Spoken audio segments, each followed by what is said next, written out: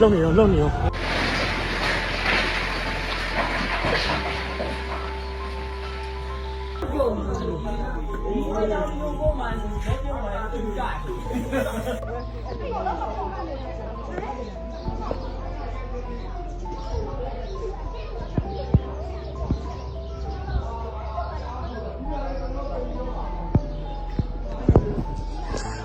ိတ်လည်းတစ်ချမ်းပဲသွားပြီ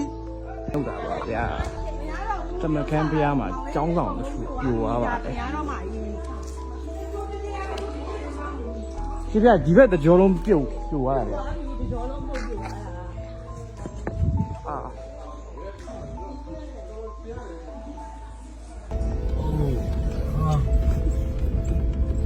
တော့လေကောက်ဝေးသွားတာ